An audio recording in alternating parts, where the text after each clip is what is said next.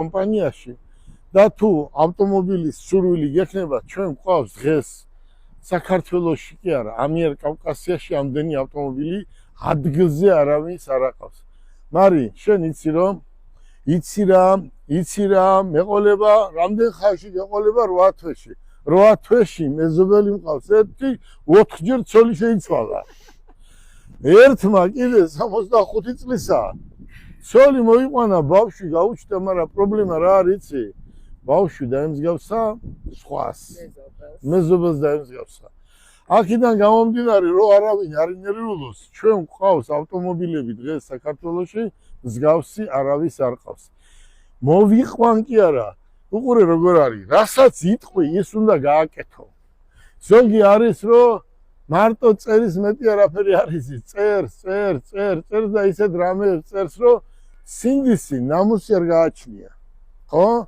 წერს, გლანძღავენ, რაღაცა შვებია, ბიძია, ამას ქვია, რა ქვია ბიძია? ქუჩურად. გრუშიტელი ქვია, ქუჩურად, ბიძია. სხვისი სალანძღავი რა გაქვს? ამ გრუშიტელის ფასი შენ ცხოვრებაში არ ჩენ, არც მამაშენს არაფერი არ შეუქმნია და რა გინდა, მოხვედი, არ დაგიკელი, არ მოგეცი. ყველაზე ცუდი რა არის, იცი? ავტომობილებს რეკლამას უკეთებს ადამიანები, რომლებიც გონზე არ არიან, ავტომობილი საიდან მოვიდა, ვისი არ არის. 10 წლიან გარანტიას ვაძლევთ.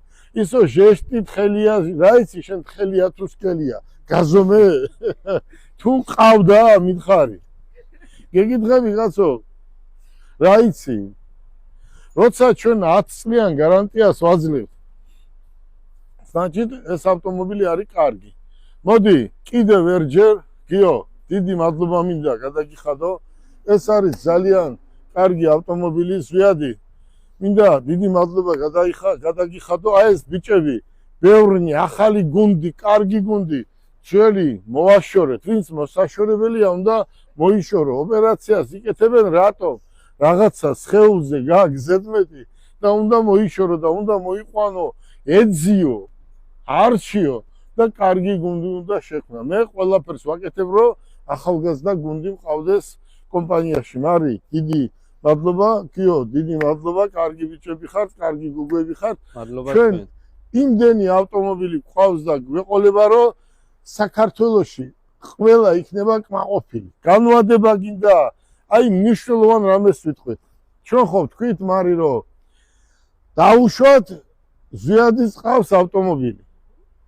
არის 2 წლის, 3 წლის, 4 წლის, ზვიადი, შენ მოგყავს.